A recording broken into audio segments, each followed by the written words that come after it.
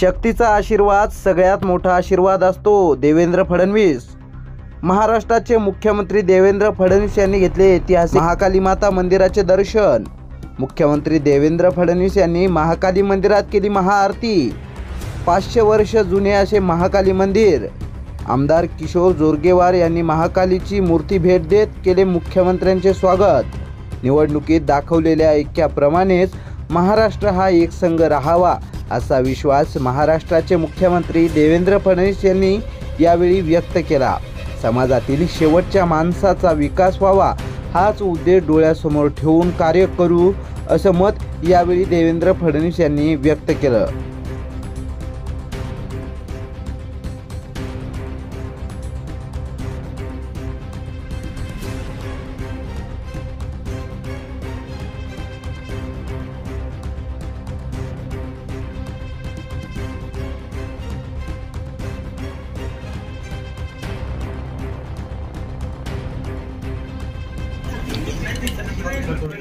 दुर्गे दुर्गटवारी दुर्गत संसारी अनाथनाचे अंबे करुणाविस्तारी वारी वारी जन्म मरणाचे वारी वारी पडलो आता संकट निवारी.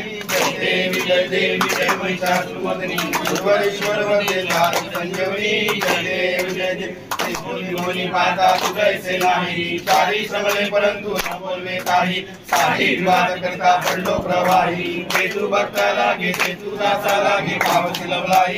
जय देवी जय महिषासुरमर्दिनी दुर्गेश्वर वंदे तारक संजीवनी. जय देवी जय देवी प्रसन्न भजने प्रसन्न होशील दासा. देशापासून सोडी सुतापासून सोडी सोडी भोपाशा अंबे तुझ वाचून कोण पुरव्याशा. नरहरी झाला पदपंकज देशा. जय देवी जय महिषासुरमर्दिनी दुर्गेश्वर वंदे तारक संजीवनी. जय देवी जय देवी.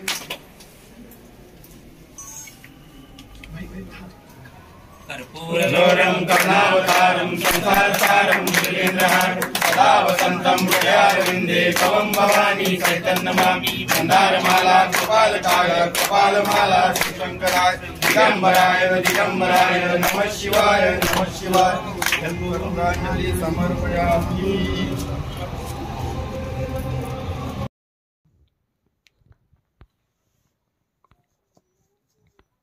नेमकं काय म्हणले देवेंद्र फडणवीस पाहूया त्यांचं संपूर्ण भाषण. त्याचं जीवन अधिक सुकर करण्याकरता आईने आपल्याला आशीर्वाद द्यावा अशा प्रकारची मी आईच्या चरणी प्रार्थना करतो. आपल्याला कल्पना आहे की शेवटी शक्तीचा आशीर्वाद हा महत्वाचा असतो.